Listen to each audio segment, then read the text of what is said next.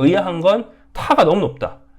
전반적으로 김민재와의 비교는 필요 없어요. 김민재는 교체 투입됐으니까 타가 김민재보다 높은 건 괜찮거든요. 근데 타가 우파메카노보다 대체로 0.5에서 1 정도 높게 나와 있어요. 미스라고 할 수 있는 장면들이 있을 텐데 대부분 타 쪽에서 나왔거든요. 확실히 이건 이제 있다고 말할 수밖에 없다. 독일인 프리미엄으로 타가 평점이 좀 좋게 나온다. 이번 시즌 좀 감안하고 봐야 될 것 같습니다.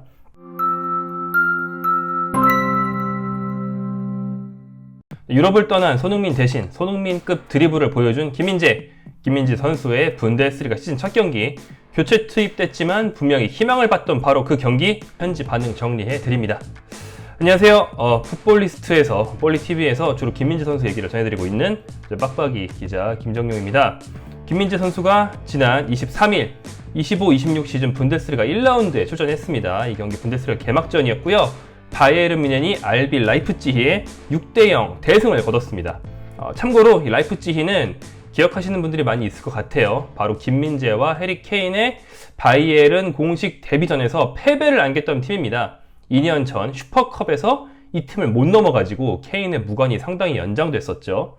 분명히 분데스리가 상위권 강팀이거든요. 근데 그런 팀을 만나서 6대0 엄청난 승리를 거두면서 완벽하게 제압을 했고 이번 시즌에 대한 전망을 굉장히 좋게 만들었습니다. 이적 시장에 좀 행보가 부진했기 때문에 바이에른 이래서 되겠어? 라는 시각이 많았는데 최소한 베스트 11과 핵심 교체 자원들은 괜찮다라는 것을 증명한 그런 경기였던 것이죠. 경기 내용 간단하게 요약해드리면 먼저 선발 센터백 조합은 김민재가 빠지고 요나탄 타와 다요 우파메카노 이 조합이 나왔습니다. 김민재 선수는 벤치에서 시작을 했고요. 경기의 주인공은 수비가 아닌 공격진이었습니다. 6골이나 넣었는데 6골 전부 다 공격 쪽에 있는 4명의 조합이 만들어냈어요. 전반전에 이 팀의 이제 에이스죠. 마이클 올리세가 2골을 넣었고 새로 합류한 선수 루이스 디아스가 1골을 추가합니다. 그리고 후반전에는 해리 케인이 해트트릭을 올리면서 딱 3명이 6골을 쏟아붓는 화력을 보여줬고요. 디아스 선수가 새로 영입된 유일한 주전급 선수였기 때문에 얼마나 잘해주느냐가 이 팀의 상당한 관건이었어요. 그런데 1골 2도움을 올리면서 단순 득점뿐 아니라 연계 플레이, 중앙으로 파고드는 그런 패턴에서 동료들과의 호흡을 만들어내는 모습, 상당히 잘 녹아든 모습 보여줬습니다. 그리고 앞선 슈퍼컵부터 시작해서 공식전 2경기 연속골이라는 점도 아주 고무적이고요. 가장 우려가 컸던 건 세르주 그나브리였습니다. 이 팀의 주전 공격형 미드필더 자말 무시알라가 지금 장기 부상으로 빠져있기 때문에 그 자리를 그나브리로 메울 수가 있다고? 굉장히 우려가 컸을 텐데 현지에서요. 근데 이제 그나브리가 기대 이상의 연계 플레이 능력으로 2도움을 기록하면서 단기간 아니죠. 그래도 몇 달 정도는 내가 충분히 무시알라의 대타가 될 수 있다라고 좀 시위를 한 것 같은 경기력이었습니다.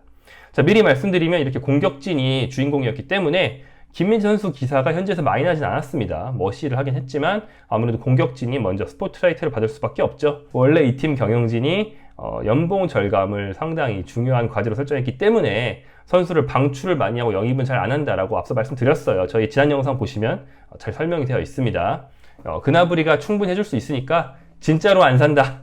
그래서 임대 1명 정도 하고 안정 영입은 아무도 안 할 거다라는 게 바이에른 방침이라고 합니다. 김민재 선수 활약상으로 넘어가 보죠.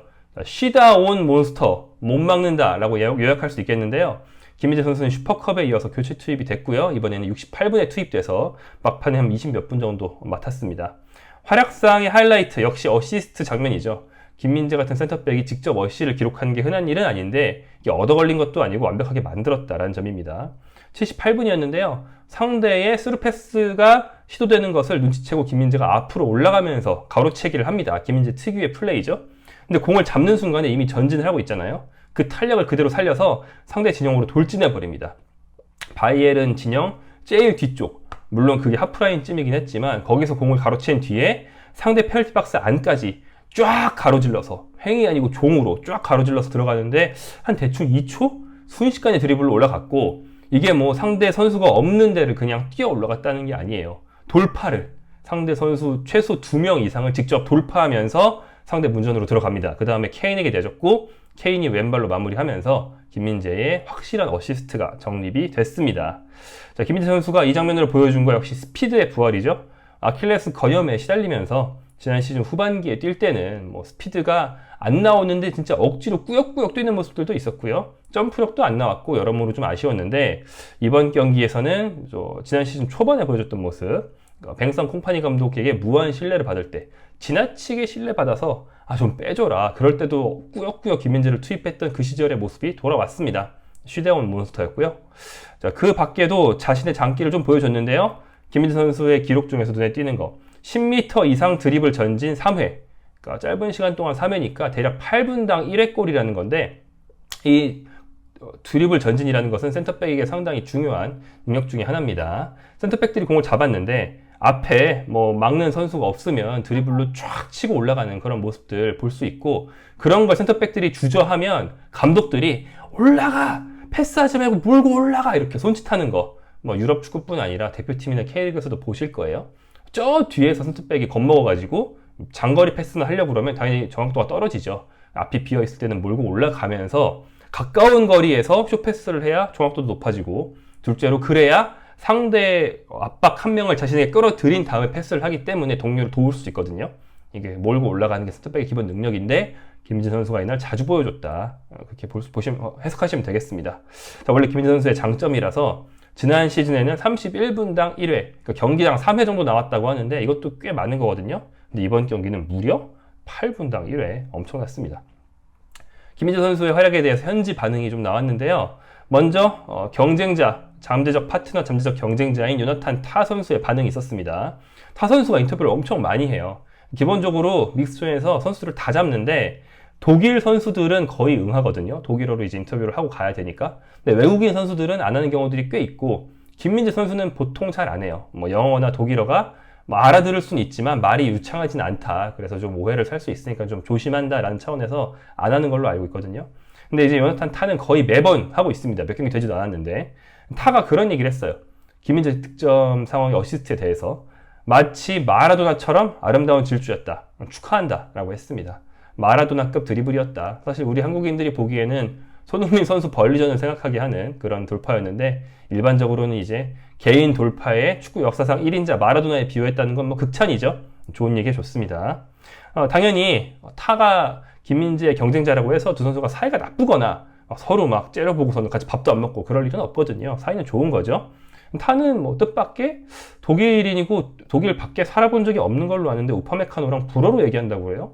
언어적인 재능이 좀 있다는 뜻인 것 같고, 아마 김민재 선수랑도 독일어나 영어 섞어가면서 의사소통이 최소한 그라운드에서는 원활하지 않을까 짐작을 해봅니다. 김민재 선수에 대한 평점 보면요, AI 평점들을 일단 두 개 가져와 봤는데 후스코어대 7.0, 푼법에 7.2가 나왔습니다. 이 AI 평점은 그 경기에서 뛴 만들어낸 세부 기록들을 모아서 나오는 것이기 때문에 출장 시간이 짧은 교체 멤버들은 거의 낮게 나옵니다. 당연한 게 좋은 패스가 10개 있는 선수보다 50개 있는 선수가 더 높게 나오는 게 이 AI 누적 평점이기 때문에 출장 시간이 짧으면 낮을 수밖에 없거든요. 하지만 김민재, 그런 걸 감안한다면 어시스트가 하나 있어서 상당히 높은, 교체 선수치고 상당히 높은 평점이 나왔다. 보통 7 넘기가 쉽지 않다라고 보시면 되겠습니다. 그렇다면 독일 매체 평점은 어떨까요? 저희가 오랜만에 이 말씀 드리는데 독일 매체 평점 가져와 봤는데 여기는 1점이 제일 좋은 거고 6점이 제일 나쁜 거예요. 기억들 하시죠?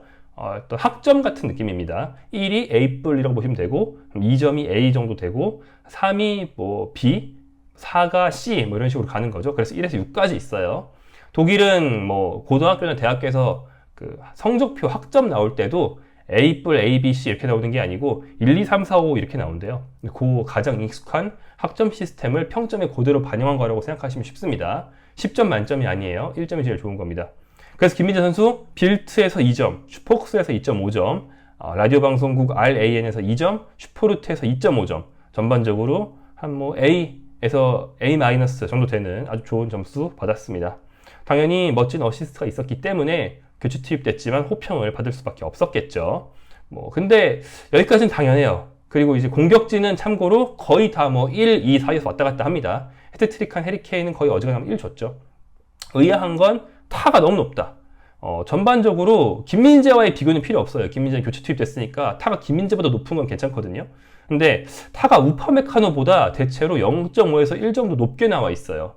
타가 2면 우파메카노가 3 이런 식으로. 그런데 경기 보신 분들은 기억하시는 좀 미스라고 할 수 있는 장면들이 있을 텐데 대부분 타 쪽에서 나왔거든요. 타의 고질적인 어떤 단점, 어쩔 수 없는 단점이라고 지적되는 것들이 좀 빠른 공격수와 경합했을 때 어깨 싸움이 잘 안 된다. 그리고 순발력이 좀 느리다. 그래서 정적인 몸싸움은 아주 잘하는데 빠른 스피드로 뛰는 상대를 따라가지 못하고 둘째로 달리면서 하는 어깨 싸움이 좀 약하다라는 건데 이날 그게 나와버렸어요. 이날 상대의 프리킥 롱패스를 타가 놓치고 몸싸움하다가 이제 휘청하면서 그게 이어져서 득점, 그러니까 상대의 득점이니까 실점이죠. 실점까지 갔거든요. 마지막 상황에서 저지를 못한 것도 타였고요.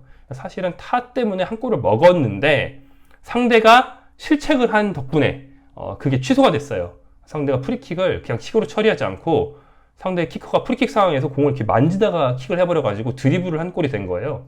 그게 나중에 VAR로 밝혀지면서 상대 득점이 취소돼가지고 타가 기사회생을 했거든요. 본인 실책으로 한 골 내줄 뻔한 건데. 근데 그런 걸 다 감안한다면 너무 높지 않나 이런 생각이 들었고 확실히 이건 이제 있다고 말할 수밖에 없다.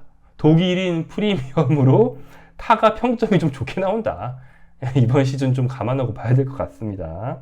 자, 김민재 선수 이번 시즌 전망. 즉, 팀 내에 입지뿐 아니라 거취에 대한 전망이 이제 마무리가 될 때가 오고 있습니다. 왜냐면 이적 시장이 끝나가고 있기 때문인데요.